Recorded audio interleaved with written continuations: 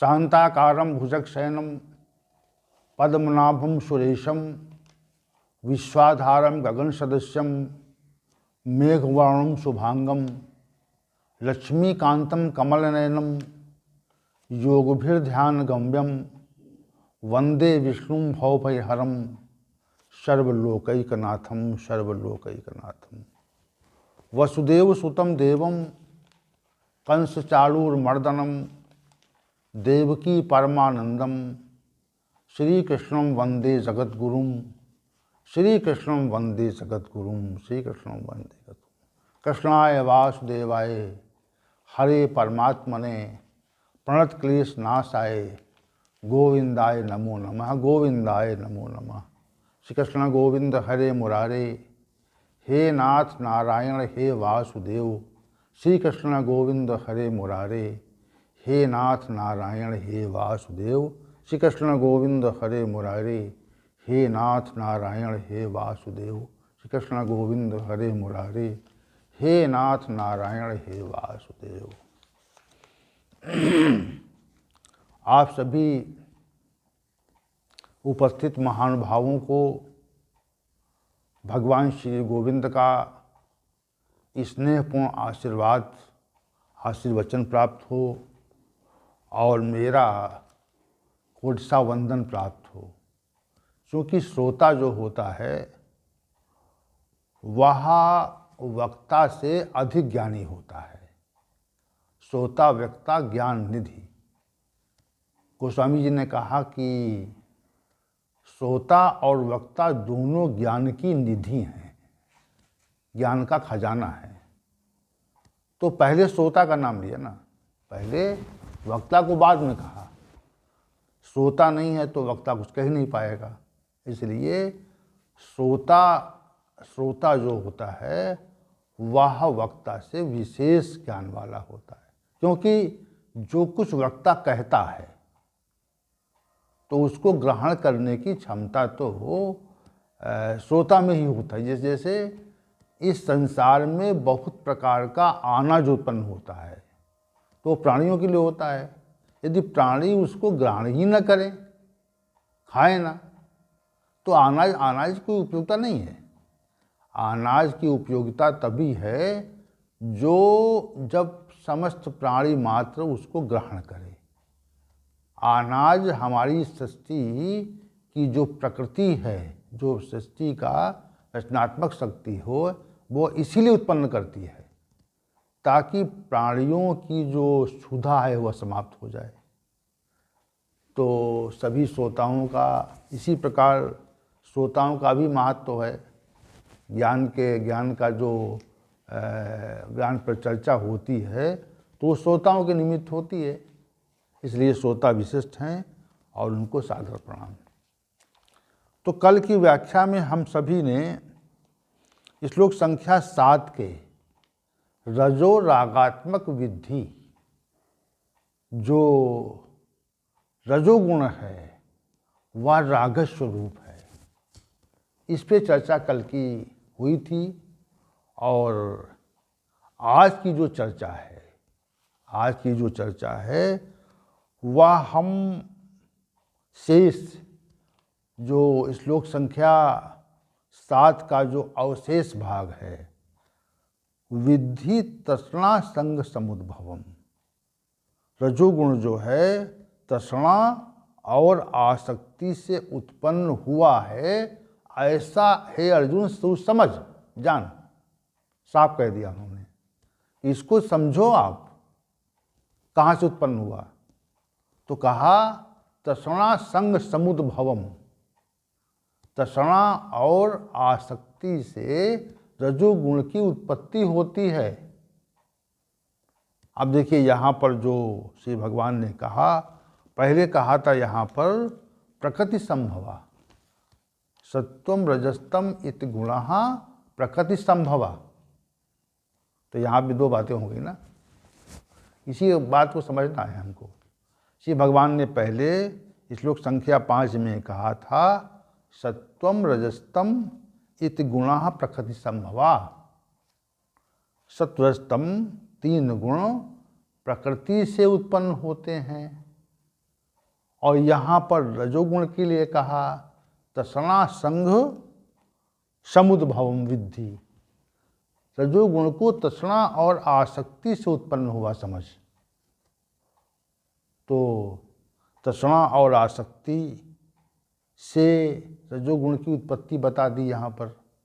तो दोनों तथ्यों में भिन्नता है, प्रतिकूलता तो नहीं है लेकिन भिन्नता है। श्लोक संख्या 5 में ये कहा कि सत्वरजतम तीनों गुण जो हैं वह प्रकृति से उत्पन्न हो जाते हैं, होते हैं। और यहाँ पर सत्वगुण की तो बात नहीं कही लेकिन रजोगुण की बात कही उन्होंने। तृष्णा और आसक्ति से इनकी उत्पत्ति समझिए, ये बात कह दी। तो यहाँ पर जो हमको भिन्नता प्रतीत होती है उत्पत्ति के कारण में, उस पर विचार करेंगे पहले तो, और फिर तृष्णा और आसक्ति क्या है और ये किस प्रकार से रजोगुण की उत्पत्ति करते हैं, इस विषय पर आज की चर्चा को केंद्रित करेंगे। तो पहले तो जो दो कथन भिन्न भिन्न प्रकार के हैं जिनमें हमें कुछ संशय प्रतीत होता है, उस बात को कहेंगे हम, उस बात पर चर्चा करेंगे। देखिए, प्रकृति से मूल रूप से, प्रकृति से मूल प्रकृति से वास्तविक रूप से सत्वरजतम की उत्पत्ति होती है, ऐसा श्री भगवान का कथन है, ऐसा शास्त्रों और मनीषियों का मानना है। ऐसा मेरा भी मानना है कि प्रकृति से ही सत्वरजतम तीन गुणों की उत्पत्ति होती है, ऐसा मेरा मानना है। और मेरे मानने का जो आधार है वह श्री भगवान के वचन हैं और शास्त्रों के कथन हैं। दूसरी बात, यहाँ पर जो कहा तृष्णा संग समुद्भवम, तृष्णा और आसक्ति से रजोगुण की उत्पत्ति होती है, यह कहा इसलिए कि जो मूल उत्पत्ति तो हो गई, लेकिन जहाँ पर तृष्णा है और जहाँ पर आसक्ति है वहाँ विशेष रूप से रजोगुण की उत्पत्ति देखी जाती है। मूल से कोई चीज़ प्रकट हो गई, कोई चीज़, कोई वस्तु सत्ता प्रकट हो गई, परंतु वो प्रकट तो हो गई, अब उसका प्रभाव नहीं हो रहा है, वो क्रियान्वित नहीं हो रही है। तो क्रियान्वित जैसे कोई, जैसे विद्युत है, बिजली है, तो वो तारों में तो आ रही है, लेकिन ज्ञात कैसे हो? तो ज्ञात होने के लिए अन्य गुण उपकरण लगे हुए हैं, पंखे लगे हैं और लाइटें लगी हुई हैं, बल्ब लगे हैं और अन्य उपकरण लगे हुए हैं, तो उनसे प्रकट होती है। वो उनसे क्या होती है? प्रकट होती है। तारों में तो बह रही है, लेकिन तारों में बहने से उसका प्रकटीकरण नहीं होता। प्रकटीकरण तब होता है जब वह उसको हम किसी उपकरण में प्रयोग करते हैं। उसी प्रकार जो ये है, यहाँ पर श्री भगवान का कथन है कि तृष्णा और आसक्ति से रजोगुण का प्रभाव प्रकट हो जाता है। वो दिखता है कि तृष्णा, और हम यदि जानना चाहें कि क्यों, कारण क्या है, जैसे किसी रोग का मूल कारण तो अलग पृथक होता है, इसलिए उसका प्रभाव जो प्रतीत होता है वो अलग होता है, मूल कारण अलग है। कि क्यों? जैसे किसी प्रकार के विषाक्त भोजन करने से किसी प्रकार के रोग की उत्पत्ति हो गई तो मूल कारण है वो, और वो प्रकट हो रहा है, दिखाई पड़ रहा है, और कुछ अन्य भोजन कर लिया आपने दूषित, तो और प्रकट हो जाता है फिर वो। अब इसको समझने में सहजता हो जाएगी आपको। किसी विषाक्त भोजन को कर लेने से कोई रोग प्रकट हो गया तो विषाक्त भोजन उसका मूल कारण है, और रोग शरीर में आ जाने पर कुछ और खा लिया गया जो रोग के प्रतिकूल था, तो वो विशद रूप से प्रतीत होता है। वो मतलब वो शरीर में उसका जो प्रभाव है वो बढ़ जाता है, प्रतीत होने लगता है। जैसे वो रोग शांत था, अब और खा लिया, कुछ भोजन ऐसा कर लिया गया जो रोग को बढ़ावा देने वाला है। तो वो जो भोजन रोग को बढ़ावा देने वाला था, वो शरीर में उस रोग को उभार देता है, उत्साहित कर देता है, तो वो उसका विकट रूप ले लेता है। तो दो बातें हो गई ना, दो चीज़ें हो गई। एक तो मूल कारण था, जो विषाक्त भोजन था उसका मूल कारण था, और ये जो दूसरा कारण हुआ जिसके कारण वो रोग प्रकट हो गया, प्रत्यक्ष हो गया, वो उसका दूसरा कारण हो गया। दूसरा कारण है ये तृष्णा संग समुद्भवन। तृष्णा और आसक्ति से रजोगुण की उत्पत्ति होती है। ये रजोगुण की उत्पत्ति का दूसरा कारण है जो जगत में प्रतीत होता है, जगत में जो प्रतीत होता है, दिखाई पड़ता है कि ये दिख रहा है ऐसा, तो ये दूसरा कारण है। तो अब आप आइए, हम आज के जो ये पृथक पृथक तथ्य प्रतीत हो रहा था उस पर चर्चा हुई और वो समझ में आई होगी आप लोगों के। अब दूसरी बात यह है कि तृष्णा संग समुद्भवम। तृष्णा और आसक्ति क्या है? अनुराग की तो बात हो गई थी। अनुराग क्या था? तो तृष्णा को समझेंगे फिर आसक्ति को समझेंगे। तृष्णा क्या है, आसक्ति क्या है? तो जैसे हमने कहा था ये कि रजोगुण ने अपने राग स्वरूप को इस संसार में फैला दिया, राग स्वरूप को इस संसार में फैला दिया। जैसे इस संसार में जल सर्वत्र फैला हुआ है, हर स्थान पे है ना। जैसे जहाँ पृथ्वी लोक पे जाएंगे, जहाँ पृथ्वी पर जाएंगे वहाँ जल मिल जाएगा आपको। जैसे वायु फैली हुई है, लेकिन जल की बात कर रहे हैं फिलहाल हम। तो जल संसार में फैला हुआ है, जहाँ भी आप जाएंगे, पृथ्वी के जिस स्थल में जिस भाग में, भूभाग में जाएंगे, वहाँ पर जल मिल जाएगा आपको पीने के लिए। तो हमारे अंदर जल को ग्रहण करने की प्यास होती है, जिसे पिपासा कहते हैं, प्यास होती है ना। अगर जल आपको गर्मी के मौसम में, जब बहुत सूर्य तप रहा हो, जैसे जून और मई जून के महीने में जो सूर्य की तपन ज़्यादा होती है, तो जो प्यास है वह बार बार लगती है और हम उस प्यास को जल से बुझाते हैं। क्या करते हैं?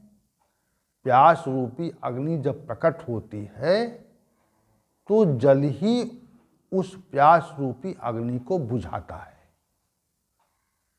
जैसे पिपासा प्यास प्रकट हुई, वैसे जल ग्रहण किया तो जो पिपासा प्रकट हुई थी वो शांत हो जाती है कुछ समय के लिए। लेकिन चूंकि सूर्य तीव्र है और सूर्य का जो प्रकाश है वो तीव्रता लिए हुए है, तो कुछ समय के उपरांत फिर वो प्रकट होती है। क्या होती? फिर प्रकट होती है। और प्रकट होने के उपरांत हमारे पास एक ही विकल्प है कि जल को ग्रहण करें या किसी जल से युक्त पदार्थ को ग्रहण करें। तब हमारी जो पिपासा है वो शांत होती है कुछ समय के लिए। और जैसे ही फिर समय बीता तो फिर प्यास लगती है, फिर पिपासा प्यास जो है फिर उठ खड़ी होती है, तो फिर हम शांत करते हैं उसको जल से। तो ये क्रम जीवन भर चलता है। होता है ना कि हम आज जिस आयु में हैं, जैसे हम 50 साल के हैं, 60 साल के हैं, तो जिस भी आयु में हैं तो हमने जल से अपनी पिपासा शांत की नित्य प्रति। रात में कभी कभी ऐसा होता है कि भोजन के उपरांत 2-3 घंटे के बाद प्यास लगती है, तो बहुत से लोग महानुभाव जो कम जल भोजन के बाद उन्होंने पिया था, तो रात्रि में उठ के वो प्यास शांत करते हैं। जल लेते हैं, ग्रहण करते हैं। तो ये जो प्यास लगने की प्रक्रिया है, प्यास लगने की प्रक्रिया है, ये नित्य निरंतर रहती है। क्या होती है? रहती है, वह जाती नहीं है। क्या जीवन में कभी ऐसा अवसर आया कि आपको 2-3-4 दिन तक प्यासे न लगी हो? ऐसा नहीं आया, ऐसा अवसर आया नहीं। गर्मियों में तो हमें प्रति 30 मिनट बाद या 1 घंटे बाद बहुत भयंकर प्यास लगने लगती है, और फिर वो प्यास बढ़ती है। दो बातें हैं, एक तो प्यास लगती है और फिर वो प्यास बढ़ती है, दो चीज़ें हैं। एक प्यास लगे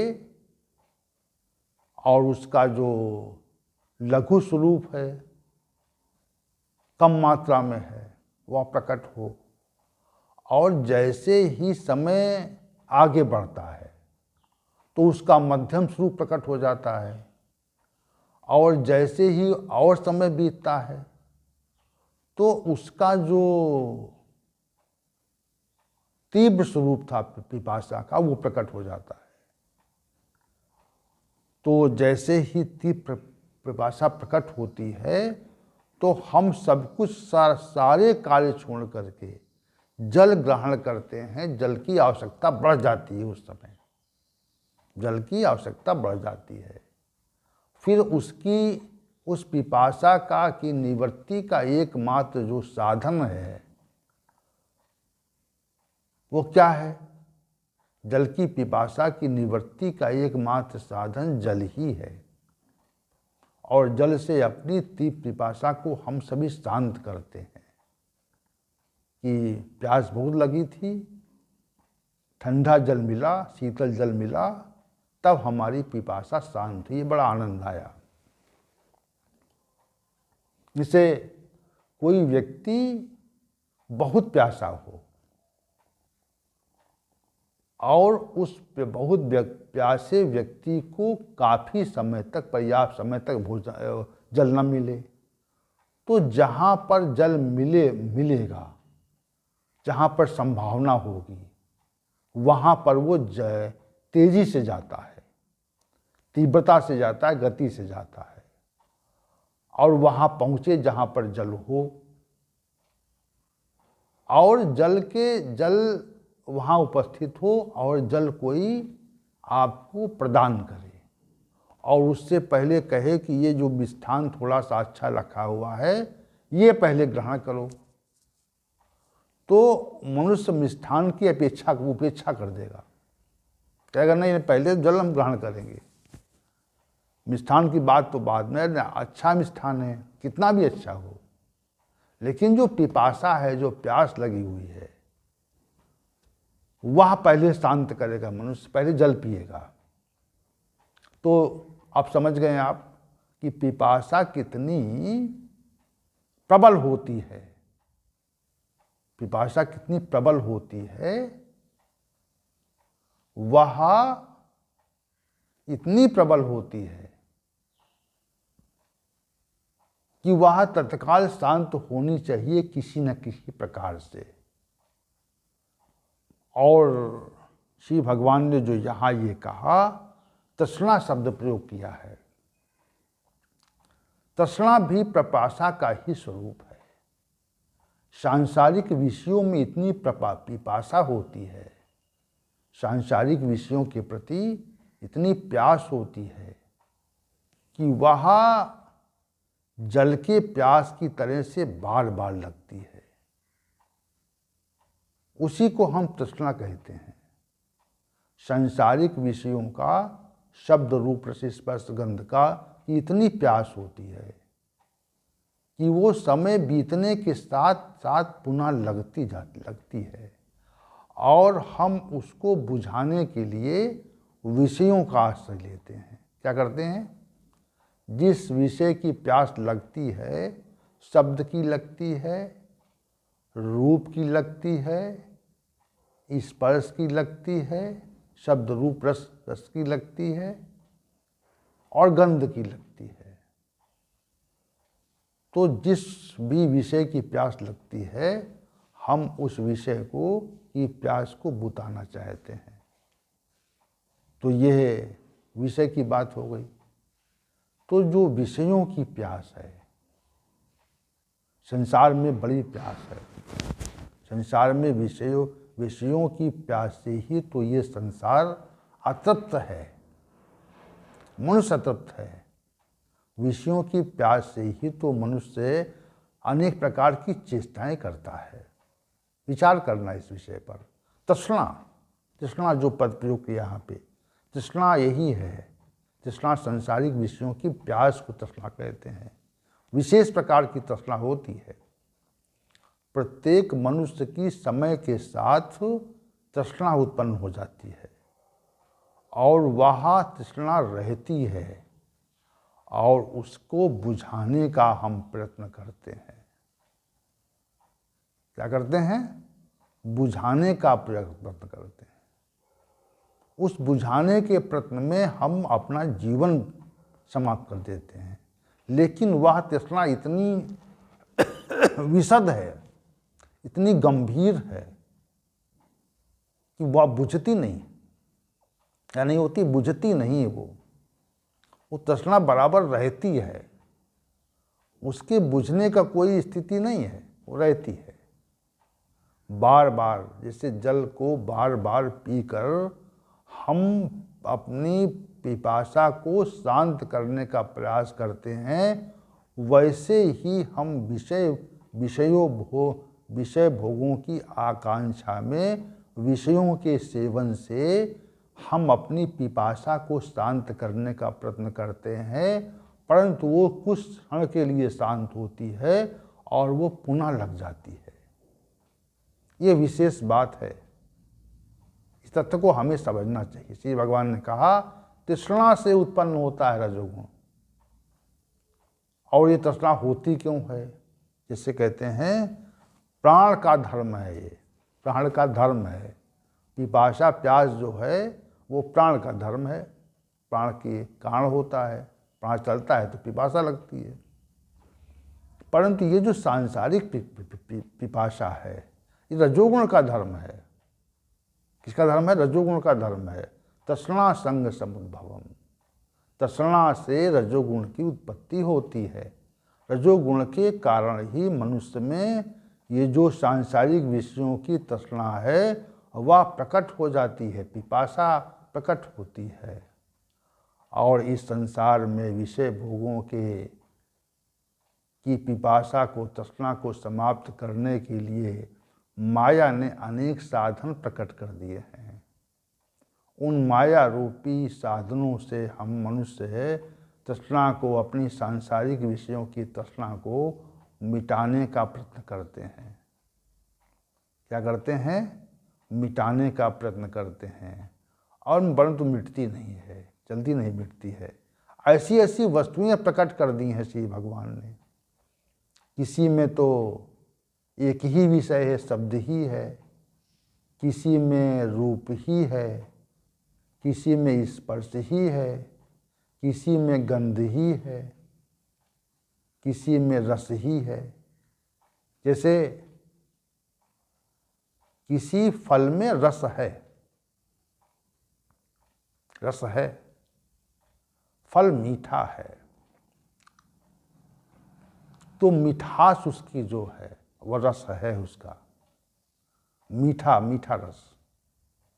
तो मीठे आम के रस से हम अपनी रस की पिपासा को शांत करने का प्रयत्न करते हैं। गर्मी के दिनों में जब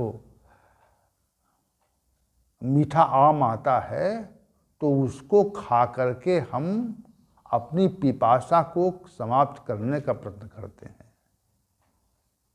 रस रूपी विषय है ये। शब्द रस रूप स्पर्श गंध, ये तृष्णा सांसारिक विषयों की जो तृष्णा है वह हमारी समाप्त नहीं होती। और इस माया ने ऐसी अनेक वस्तुएं उत्पन्न कर दी हैं जिनमें दो दो तीन तीन विषय डाल दिए हैं। जैसे फूल में रूप भी है, और फूल में गंध भी है, पुष्प में, सुंदर पुष्प में रूप भी है, रूप रूपी विषय भी है, और सुंदर पुष्प में गंध रूपी विषय भी है। दो विषय कर दिए उसमें,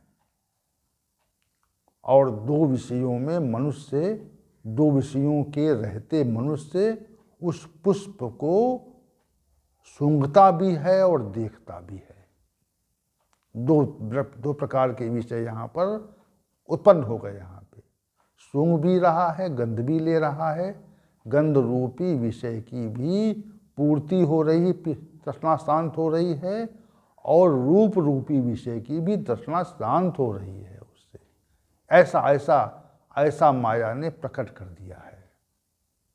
और तीसरा, बहुत से लोग उसकी कोमलता को भी हाथों से छूकर देखते हैं, तो ये स्पर्श रूपी विषय भी उसमें आ जाता है। जब हम उसको छूकर, जैसे देखकर, देखने में तो पुष्प को छूना नहीं है, देखने में पुष्प को छूना नहीं है, लेकिन देखने से जो रूप रूपी विषय है वह पूरा हो रहा है, और जो गंध लेने से, उसके आसपास छुए ना, फिर भी उसकी गंध हमारे नाकों से, नासिका से टकराती है, तो गंध रूपी विषय की भी तृष्णा समाप्त होती है।